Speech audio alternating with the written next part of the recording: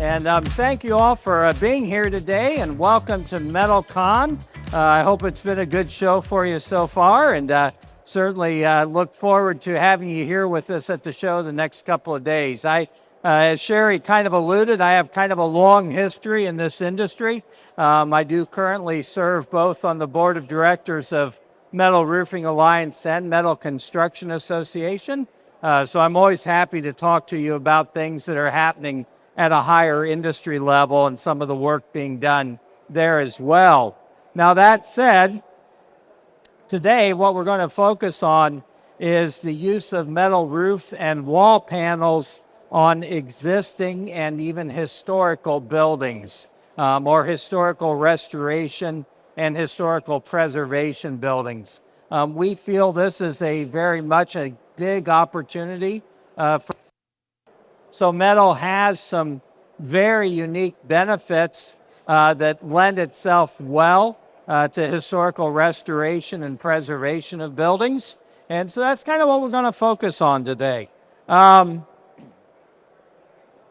So metal offers a flexible way of kind of preserving the past and keeping the history, keeping the authenticity of some of these old buildings, and yet preparing a building for the future in a whole bunch of different ways. One of the ways that you can prepare a building for a future with metal is to bring it up to current codes in terms of building code standards, and you can also prepare a building better for changing weather patterns. You can call them whatever you want, but we are seeing changing weather patterns that are bringing worse weather into certain areas of the country that didn't used to experience bad weather. And so those buildings built 200 years ago or 100 years ago were not prepared to withstand the kind of weather that they're facing today. And metal offers a great opportunity to prepare a building for that. And that will be one of the things we'll talk about here today as well. Another nice benefit about metal is that due to its flexibility and its low weight, you can oftentimes encapsulate older building materials. So a lot of times you can leave the old building materials, the old roofing, the old wall cladding in place, and you can cover it with the new metal materials, avoiding the cost of demolition, avoiding the cost of landfill disposal, and those other expenses as well. Additionally, by reusing existing buildings or repurposing existing buildings, we can help reduce the carbon footprint that is involved with newer buildings. So if we don't have to replace all the building materials to build a new building, then we have less carbon usage by simply retrofitting that building to prepare it better for a new use or for a new future. Additionally, metal can contribute to reduced energy needs, and we're going to talk about each of these benefits in greater detail, but metal can contribute to reduced energy needs for a building to help lower operating costs, to help lower the dependence on fuel, and also metal can be a great way to incorporate solar into a building as well, and we'll take a look at that also. Now, generally speaking, when you're talking about an older building, there are 4 different things you may be trying to do to that older building. There can be 4 different goals when it comes to an older building, and then there's kind of a related 5th goal, and I just want to cover those real quickly. So one of the goals is what we call renovation. Renovation means you're taking an old structure and you're making it look new, and you're making that structure suitable for modern day use. Renovation can involve new materials, new technologies, new practices. Kind of interesting, this is a before and after picture here. So on the left, you've got the in process of renovating this building, and on the right, you have the final process of some sort of bar or restaurant that was this building was renovated into. Another type of thing that we may deal with when it comes to older buildings is restoration. Restoration involves bringing an older building back as close as possible to its original state. So historical accuracy is kind of the goal. This is an interesting project. It's called Fort Piqua Plaza. It's in my home, well, not my hometown, but town I work in called Piqua, Ohio. It's kind of interesting because the outside of this building they restored. They wanted the outside of that building to look just like it did when the building was built back in the late 1800s. On the other hand, the inside of the building was entirely renovated. So the inside of the building was renovated for new use. There's food places, there's stores, there's a big library. There's also a big conference center inside of it. So if you go inside, it's got some of those elements of a historical building, but it's been completely renovated rather than the outside. They were going more for restoration. Let's make it exactly like it was before. Another thing we run into sometimes on buildings is where you want to preserve it. So you don't necessarily want to invest a ton of money in it, but you don't want the building to continue to deteriorate. And that's what we call preservation of historical buildings, basically meaning bringing it up so it will last and it will be durable, but yet we're not really permanently altering it, and typically we're not investing a lot of money into it either. Then the other thing that sometimes we do to old buildings is called conservation. Conservation is maintaining as much of the original building as we possibly can in an unaltered state. So the building room shown here, anyone know what that room is? That is the upper room in Jerusalem, where the apostles and disciples met after Jesus was crucified. But, you know, when they did that, they wanted to conserve it. They wanted to keep it with the same look of what it would have been back around 0 AD, if you will. But on the other hand, they also wanted it to stay maintained. So that's what that room is. So the other thing that sometimes we run into is what we call reproduction. And anyone recognize what this is? Okay, so it looks like the Acropolis, but this actually is, the Parthenon, I apologize. This actually is a reproduction of the Greek Parthenon that's in Nashville, Tennessee. So it's an exact replica of the Greek Parthenon. And in that case, it's a new building built to reproduce an older building. So those are just some of the goals we might run into when we're dealing with historical buildings and trying to change them or improve them or prepare them for the future. There are certainly some buildings we run into that may involve all 5 of these approaches. So you're doing some reproduction, you're doing some preservation, you might be doing some restoration. You might be doing a number of these practices to that building. But the reality is, and the reason I talk about this, is that the average age of our nation's buildings is increasing. As an example, the median age of an owner-occupied house in 2006, roughly 20 years ago, the average age of the owner-occupied house was 31 years. Today, a couple of years ago, 2021, the average age of the average owner-occupied house had jumped to 40 years. So we can't deny the fact that all of our structures are getting older.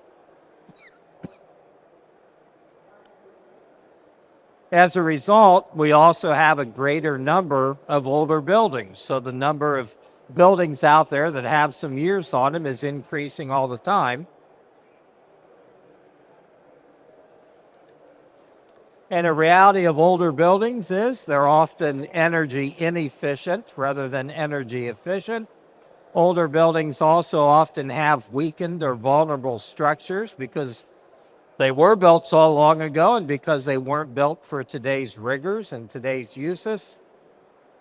And older buildings, again, were not typically built to withstand some of the more severe weather patterns that we're seeing today. In addition, another reason to think about older structures is You don't have to turn on the news very much, and what do you hear about? You hear that we've got a shortage of housing, and you hear that that shortage of housing is expected to continue for some time, and some of the folks out there will look at it and say there's no way we can ever catch up with the amount of shortage of housing that we have. Well, older buildings can certainly play a role in that. So you can also have, you can have the opportunity to repurpose older buildings, to repurpose them to loft living or for multiple family units. You can also convert buildings into what we call mixed use buildings. So maybe it's an old warehouse downtown and we've converted it to put living apartments or condominiums on the upper floors, and maybe the bottom floor is retail, and maybe some of the middle floors are offices or something like that. So we're always looking for increased uses of buildings. One of the big things our country is dealing with now too is older shopping malls. We call them zombie malls. Anyone ever hear of zombie malls? These are abandoned shopping malls. Also, this is happening with a lot of schools because a lot of schools were abandoned in order to make way for new buildings that utilize technology and so forth and better design for learning. So now we've got all these big buildings. So what do we convert those to? My own town's kind of interesting. We've got a shopping mall, one of those zombie malls that was built back in the late 80s with all the bright colors and the glass ceilings and all this crazy stuff. And suddenly they found they had no tenants, no retail stores wanted to be in there.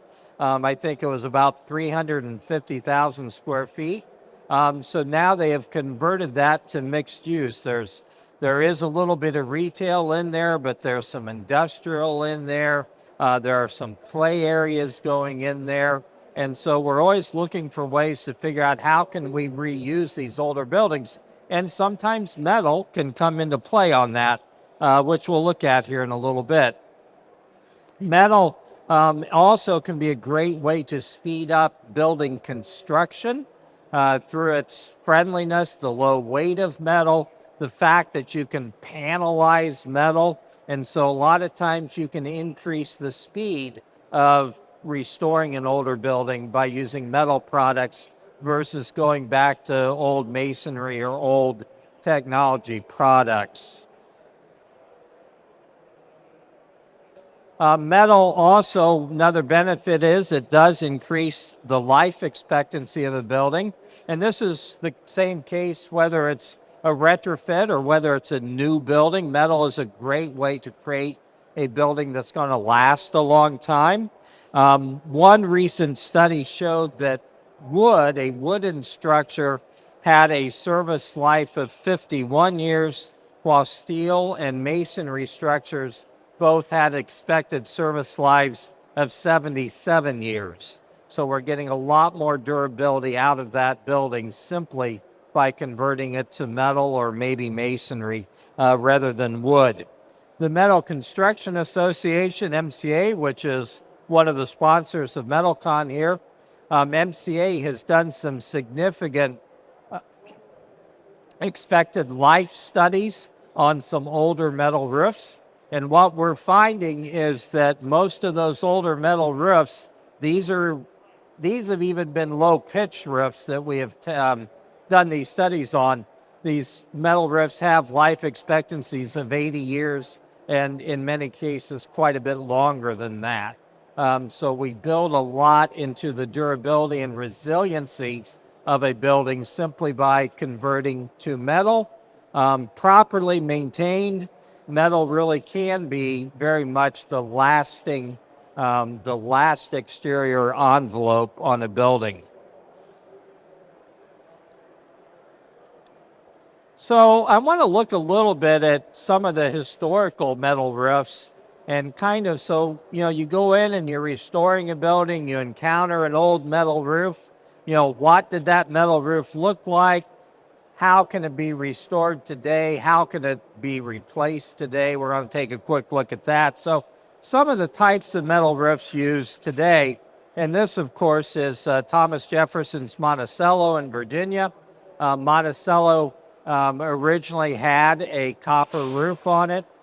Thomas Jefferson was a huge fan of metal roofs and metal shingles and did a lot of experimenting with them, looking for ways to provide more durable roofing materials. So that's why his house is up there. But some of the types of metal roofs we run into on older buildings are hand-formed standing seam. Now we're going to look at it a little bit, but today we use a lot of manufactured roll-formed standing seam, and you see lots of it out here.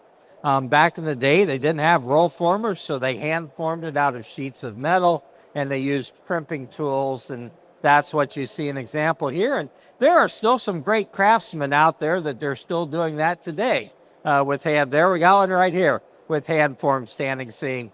That's kind of becoming a lost art, so I admire those who are able to do it. But that was certainly one of the early types of metal roofing. Another is what I call a flat lock panel. So the flat lock panels are just like we talked. The panels are locked together, and then the panels are basically flattened out. This really is kind of the, what shall I say, the impetus or the thought process behind today's metal shingles.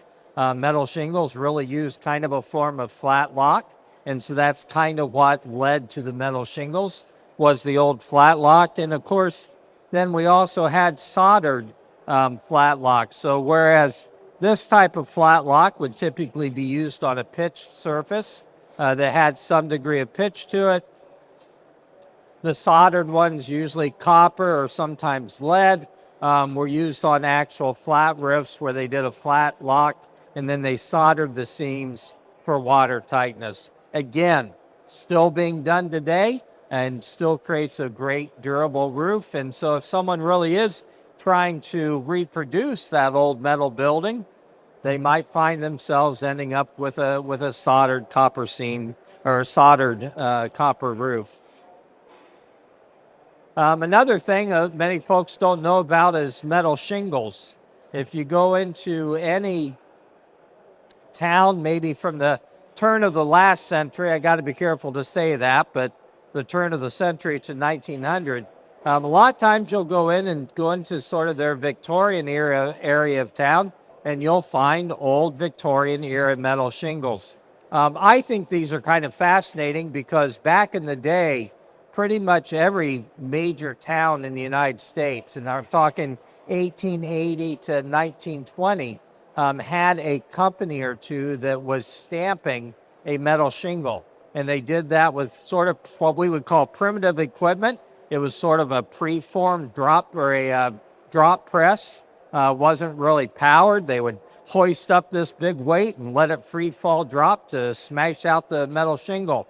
And sometimes you'll run into metal wall panels or metal tin, what we call tin ceilings. Those were made that way as well. So on the left, you see a metal shingle that probably was installed in the late 1800s.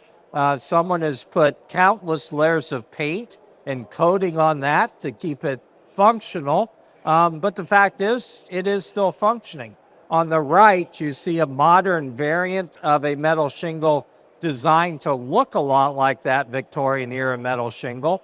But it's actually produced today and being used for historical reproduction use. So that panel on the right is actually, I think, made by a company here in Atlanta called Metal Shingles LLC. And so I just think it's interesting. And so if you go back to those historical metal panels, and I mentioned how there'd be these manufacturers in different towns, they would all have their own proprietary look. So some of them maybe would press a diamond shape into the panel or a fleur-de-lis or a shamrock or some sort of geometric figure. And it seems like hardly a week goes by that somebody from someplace isn't sending me a picture of one of these old panels, asking me if I've ever seen that one before. And usually I'll say no. But what happened then, again, metal shingles were pretty popular back in the late 1800s. But what happened was then with the effort for World War I, they needed metals for that. So the use of metals for building materials kind of fell out of favor. And then unfortunately, even after the war was over, what did we go into? We went into the Great Depression, and suddenly they didn't have money for metals then either. So this sort of history sort of fell away, and then some of this was picked up again in the 1950s with some more modern variants of these types of metal panels.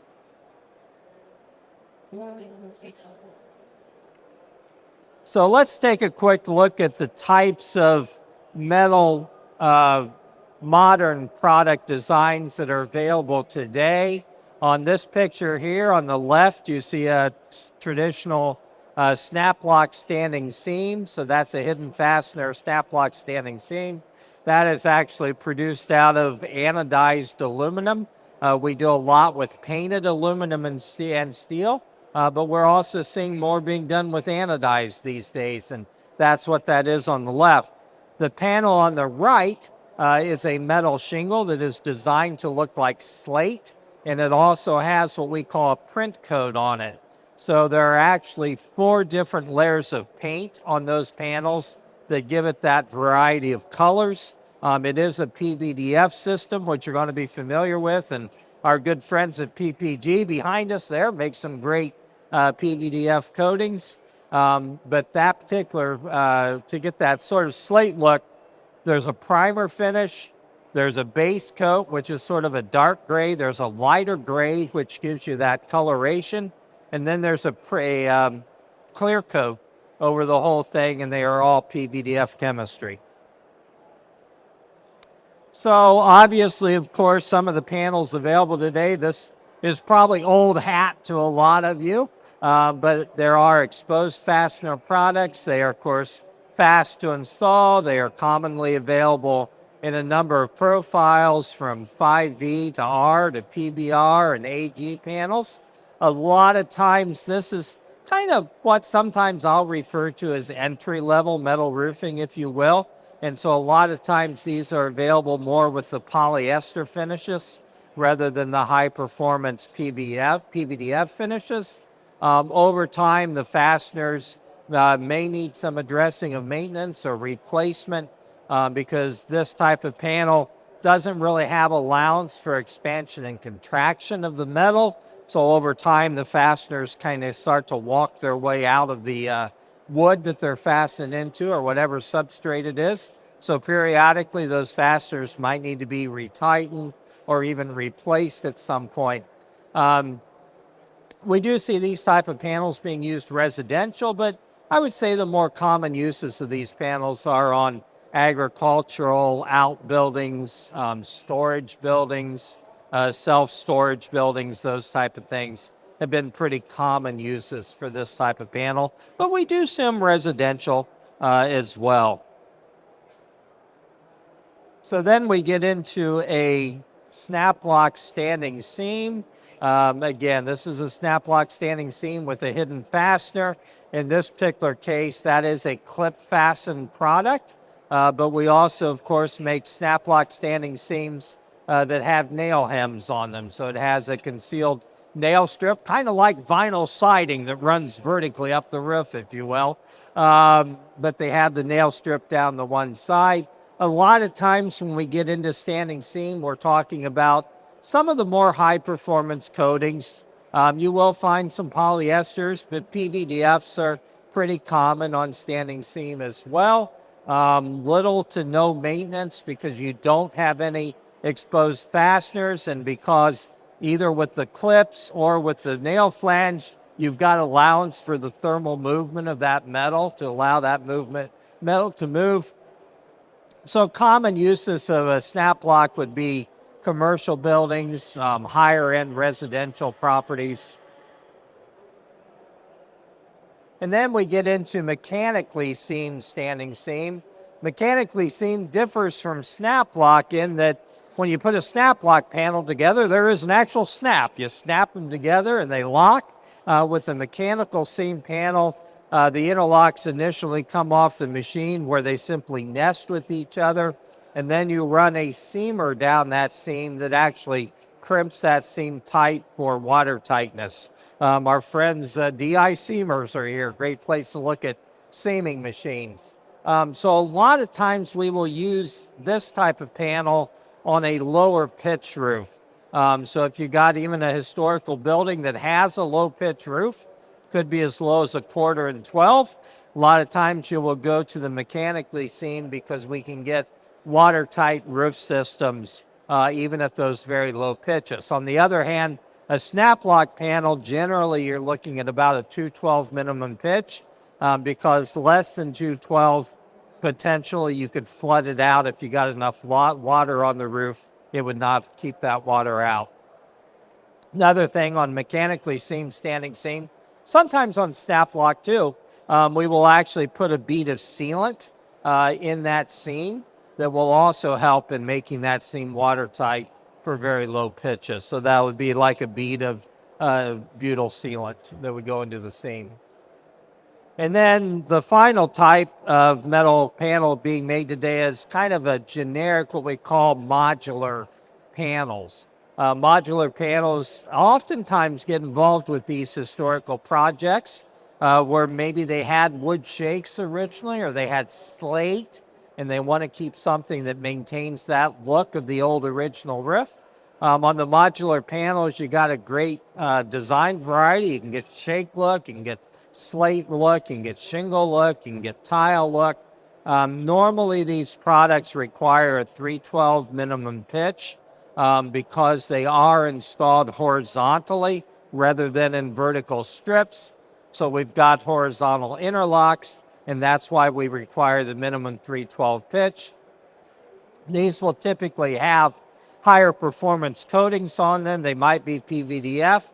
We also use a lot of what we call stone coatings or aggregate coatings on metal shingles. That's typically on steel, not so much on aluminum, but it'll be a steel product that would have aggregate stone on it, very similar to the stone on asphalt shingles, but it would be on top of the steel shingle for protection and for looks. One of the things I always say about stone-coated products is they create a nice bridge from asphalt shingles into metal roofing for property owners. This type of modular panel will be common on single-family homes, multifamily homes. We see a lot on churches, a lot on other monumental buildings like schools and banks. Most of these products are concealed fastened, so you do not have exposed fastener. I say most because there are some that do have concealed fastener. Additionally, most of them are fully interlocking, so the panels lock together on all 4 sides. So as you approach an older building and you're trying to do something to it with the roof system, you know, whether you're a contractor or an architect or whoever you are, I always suggest analyzing the current structure and the roof and take a good look, know what you're dealing with, and then kind of figure out, okay, here's what we're dealing with, here's what we want to accomplish, which is what I call the roofing criteria. So you're going to look at the roof structure, what is beneath the roof structure. In most cases, today's metal roofs will usually require solid decking. Not 100% of the time, but keep that in mind that you may be going from a roof system that was considered structural that did not have to have solid decking, and now you may be going to a roof system that does require solid decking. So it's just something to be aware of. You also, of course, want to be aware of what is the condition of the structure. That would include things like weight. Do we have to get some weight off this structure? You would want to know the roof pitch. As I alluded to earlier, most metal roofs will work on roof pitches of 312 or greater. When you get into some of the standing seams and then the mechanically seamed standing seams, we can get down into much lower pitches. So you need to know what that roof pitch is that you need to stay, and that will help dictate what sort of modern roof system might work for it. Another good question is, will solar be used on the roof in the future? A great way to put solar on a metal roof, many of you are familiar with, is clamps and clamping it onto the standing seam so that you don't have to actually put any penetrations through the roof. The clamps actually lock onto the standing seam. There's a few companies here. My friends at S5 are a good one that make those sort of clamps. But then also when you get into, say, a non-vertical seam metal roof, such as a metal shingle, there are other types of brackets that will fasten into those as well. There are some great brackets out there I really like, made by a company called Fast Jack, and I like them because the bracket covers the head of the screw. Some of the brackets out there, they're great. They got sealant, but the lag screw is still exposed. I personally prefer the ones where the lag screw gets covered by the bracket itself. What type of color does the building need? You may or may not want purple, but you know, one of the things we get into a lot of times with historical reproduction is they want a color. They need a color to match something that isn't made today. And one of the nice things about metal roofing is there are a lot of options for custom colors. We'll talk about that a little bit, but I would encourage everyone that that's one of the pluses of metal, is the fact that we can often do custom colors to meet the exact needs of the project, or perhaps historical reproduction needs as well. What type of style of metal roof is going to work for that old building? Will a vertical seam work, or would something like a product that looks like slate work? That building on the bottom is a historical building in downtown Indianapolis, and they had to replace the slate roof, and they couldn't imagine something that didn't look like slate, but yet they didn't want to go back with not only the cost of real slate, but also the, what was I going to say? What was that? The weight of real slate. Thank you, Marlon. I'm glad I got my wingman. So they didn't want the weight of real slate. They didn't want the cost of real slate. So they went with a product that is steel, but it looks a lot like slate. And of course, they also put the copper barrels on there as well. Ventilation. So one of the things we often think about with older buildings is older buildings typically weren't built with ventilation because they were built so loosely that any moisture or heat inside of the building would kind of go out through the looseness of the structure. The other thing was we didn't have indoor plumbing back when those buildings were built either. So we weren't bringing in as much moisture into the structure as we are today with showers and laundry and house plants and all that type of stuff. So a lot of times when you address these historical buildings, you got to think about, how am I going to get some ventilation in here? Because if not, you know, what happens? Warm, moist air is trying to drive out of that building. It hits a cold surface. The air contracts and shrinks. The moisture is forced out of it. And now I got condensation, right? So we don't want that to happen. So here's just an example of a metal ridge vent system being used with a metal shingle roof. Again, I alluded to this earlier, but is increased resiliency needed? Again, changing weather patterns are bringing harsher weather to some areas. We're seeing this a lot in the West Coast, where they're much more concerned about fire than we used to be, because wildfires tend to be more prevalent. So they're looking again for steel roof and wall panels as a way to protect those structures against fire.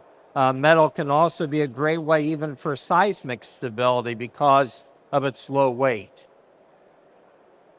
So I want to take a look at some of the unique benefits of metal that allow it to meet some of these needs better than other materials. Metal is lower weight. So you see some weight examples there. Typically a steel roof, and it's going to vary a bit based upon the product. Typically a steel roof is going to weigh about 1 pound per square foot. An aluminum roof is going to weigh about a half a pound per square foot. Copper is going to be in that pound to pound and a quarter range, but that compares very favorably with asphalt, tile, and slate, which, as you see, have much heavier weights based on them. So asphalt 2 1/4 to 3 3/4, tile 5 to 20 pounds, slate 7 to 12 pounds. So one of the benefits of all of this is if we can get weight off an older structure, we're going to protect that structure, right? So that structure maybe has a couple layers of, who knows, buildup, wood shingles, I don't know. It may have a roof system up there weighing 10 pounds a square foot. If we can get that weight off the structure, we're going to potentially preserve the life of that structure. This is an interesting church here on the left. This church was built in, I believe, about 1880. Sometime in the early 1900s, they actually put a tile roof on it. We believe it had a slate roof originally. In the early 1900s, they put a Ludovici tile, clay tile roof on it. In the 1990s, the church, at great expense, paid to have those Ludovici tiles removed, cleaned, a new underlayment put down, and the old tiles reinstalled. About 5 years later, a major structural beam over the main sanctuary cracked under the weight of that tile roof that had been taken off and reinstalled. So obviously something else had to be done. So they actually have installed an aluminum roof on it. So they went from something like probably 15 pounds a square foot to a half a pound a square foot, and still kept a very distinctive, nice looking roof, but they got the weight off the structure and have not, in the last 30 years, have not had any more structural issues with that aging building. Here's another church. One of the areas I know our company has seen a lot in recent years has been redoing church steeples, spires. And what we find a lot of times is some people just avoided redoing that church steeple for obvious reasons. They didn't want to have to invest with the expense and the risk. But here is a church steeple that had slate on it that was removed recently and replaced with a metal slate. Those flashings are not real copper. Those are painted steel to look like copper. So they've created what's going to be a very nice, long-term, beautiful steeple utilizing steel roofing as well as steel flashings with the mixture of the copper color and the slate color.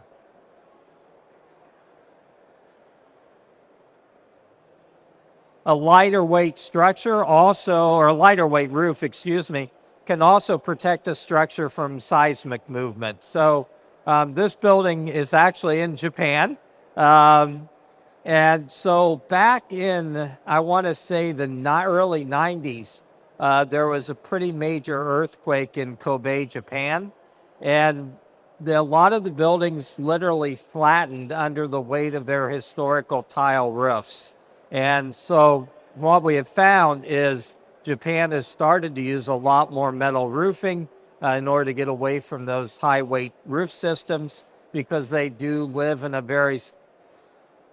area very vulnerable to seismic activity and earth movement. So yeah, that's a project in Japan that has a metal shingle on it that was made here in the United States.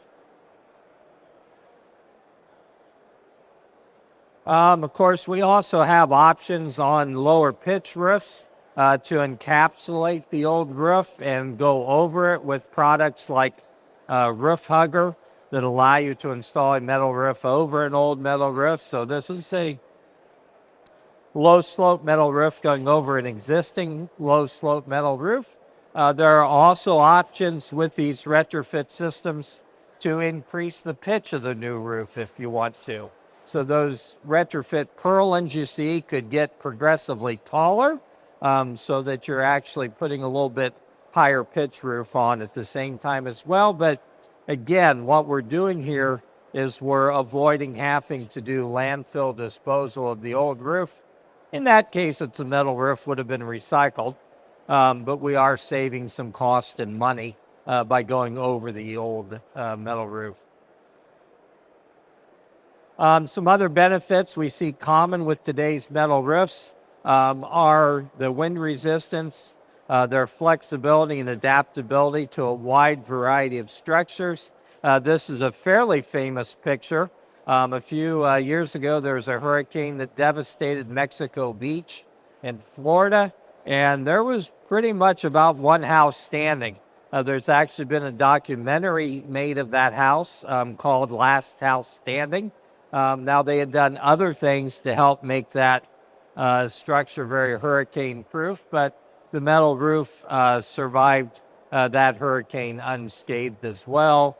I want to say that was Hurricane Charlie, but I might be wrong. But if you want to know more, Google Last Roof Standing Mexico Beach, you'll find it.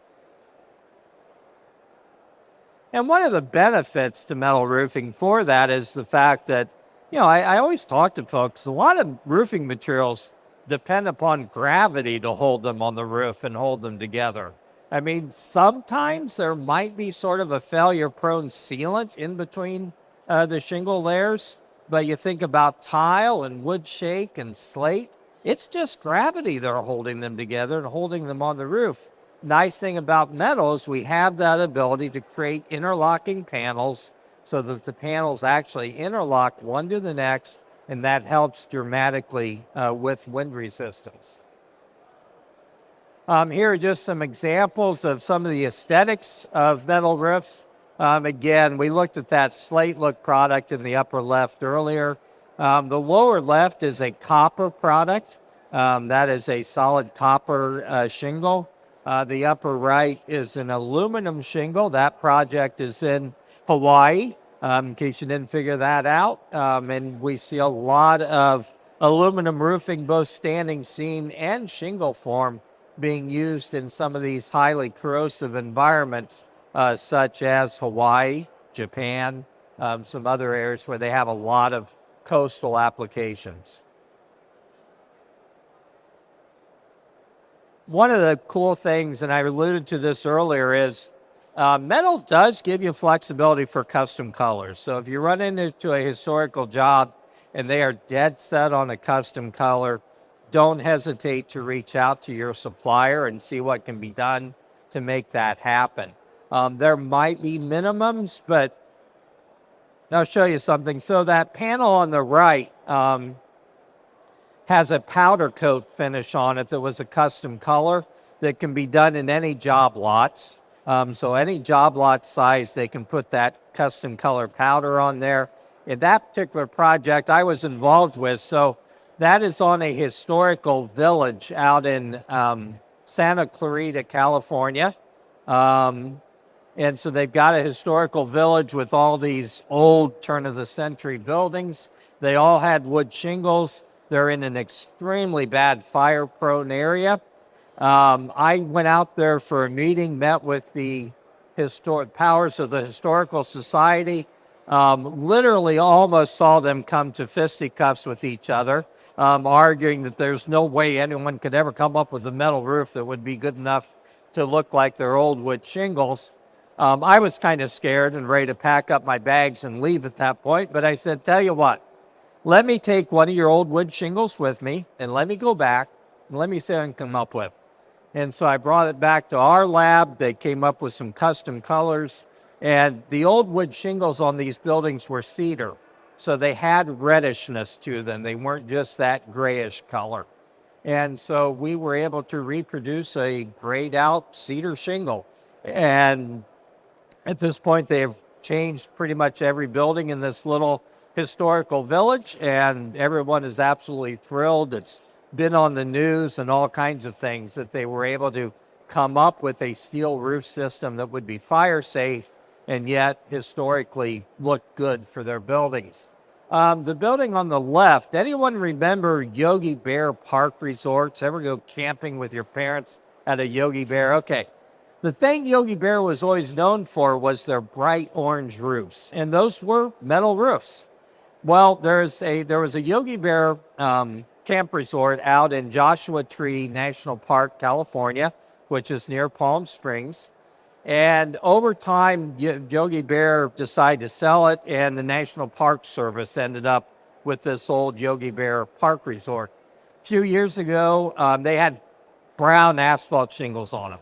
They decided we want to get these back to the sort of the retro 60s and 70s look of the bright orange.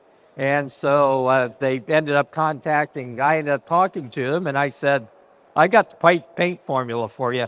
I can make the bright orange.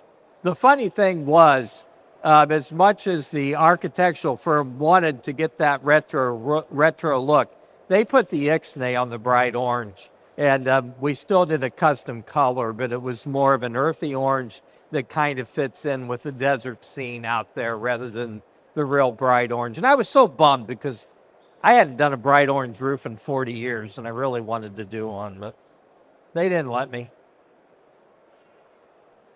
So energy efficiency, as we restore old buildings, we start to think about, how can we make this building more energy efficient? How can we lower the operating costs? Metal roof does that in a lot of ways. So metal roofs oftentimes have heat reflective coatings that will reflect away the heat to keep buildings naturally cooler.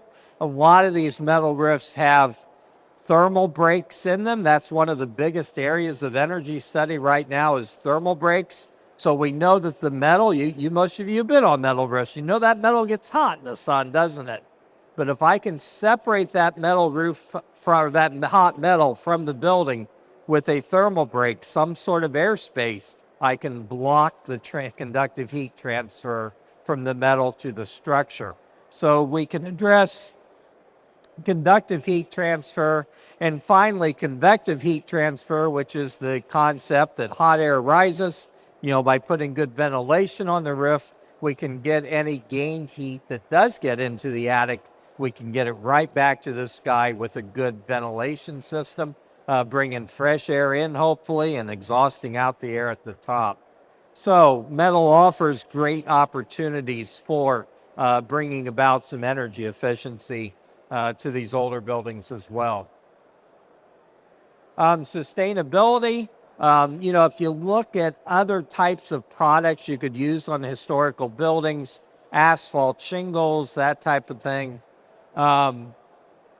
metal offers you greater sustainability in terms of, again, I go back to that life cycle analysis, saying that most metal roofs are going to last at least 80 years, if not longer. Well, you don't get that when you go in with other types of roofing materials. So that brings us some great sustainability benefits as well. Metal can be used great ways to support solar. I talked earlier about clamping solar onto standing seam. We've got some solar panels on a metal shingle.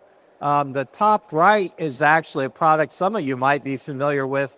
CertainTeed has a product called Solstice Solar Shingles. Solstice Solar Shingles are the roof, so you don't need a roof underneath of them. Well, those solar shingles can be incorporated into a metal shingle roof in order to create an integrated solar option as well that ends up saving you the cost because underneath that solar panel, there is no metal roof. So I've saved the cost of the metal roof, I put the solar on there, and I've gotten them solar at a very cost-effective way that way. Metal obviously has some benefits in terms of fire resistance, termite resistance. Metal roofs, as we talked about earlier, can be easily vented. You can also use what we call above sheathing ventilation, where you're venting directly underneath the metal but above the roof deck in order to get that heat away before it ever even enters the structure or enters the attic space. Metal also offers a great deal of design flexibility. Again, we talked a little bit about adding thermal breaks. You'll also find with metal, you can oftentimes enter into specific warranty needs. So if the property owners are looking for a leak-proof manufacturer's warranty, talk to your manufacturer about that. You can probably offer something like that as well to your property owner. Couple interesting properties here that had some work done on them. The top is one of those horrible, god-awful 1970s apartment projects. Had wood, I don't know if it had wood shingles. I think it had wood board and batten siding on it, but it was replaced with a metal board and batten siding, and they've really upgraded the look of the building, made it look much more contemporary, and also made it last a lot longer. The bottom right is interesting. So up in Alaska, there is a historic fort called Fort Wainwright.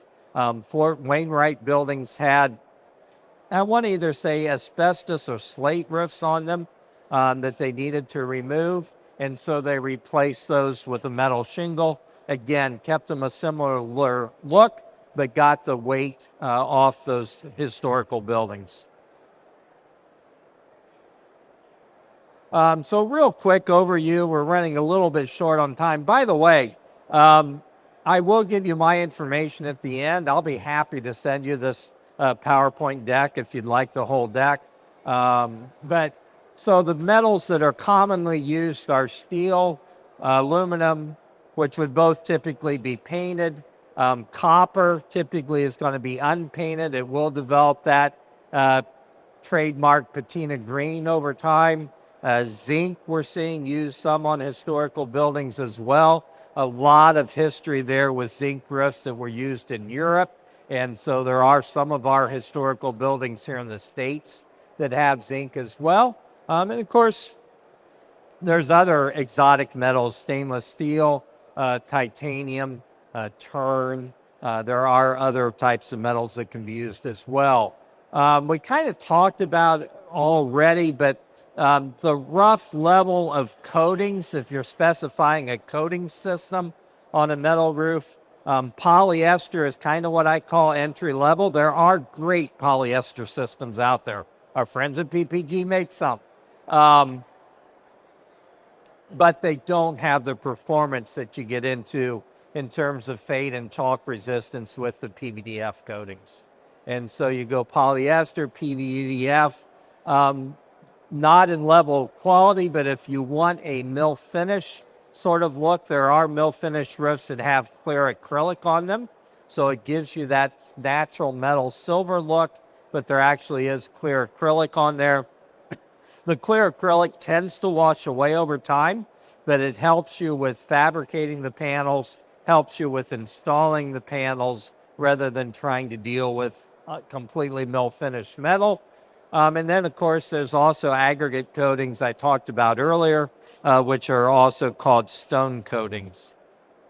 So there's an example on the left of a stone-coated steel metal roof where it actually has the aggregate on it. They can do some cool things with getting bursts of colors so it's not all monochromatic. The right-hand side is an acrylic-coated galvalume roof on the right-hand side then. So that's a galvalume steel with a clear coating on it. And then, again, there's other natural metal options. I talked about copper, zinc, anodized aluminum. Both the pictures there are actually silver anodized aluminum. Anodized aluminum is now available with colors too. So just about any color you could want, you can actually get an anodized aluminum. Anodized aluminum is not a paint finish. It's an actual treatment of the surface of the metal that chemically alters the surface of that metal, and it can lock color into it as well. So I say that just because anodized is kind of something we're hearing more and more about in recent years. So, bottom line, metal on these historical buildings brings you long-term value. It can lower the cost per year of maintaining a structure by getting a very long-term roof system up there. It can increase property value. It can increase curb appeal, which on a historical building, such as that 70s apartment project, what they found was their tenancy rates went up, way up, when they remodeled those buildings and got a fresher look on them. Obviously, we talked about energy efficiency, and we talked about using metal as a base for solar as well. Here are some great industry resources. That is my email address at the bottom. If you would like this presentation,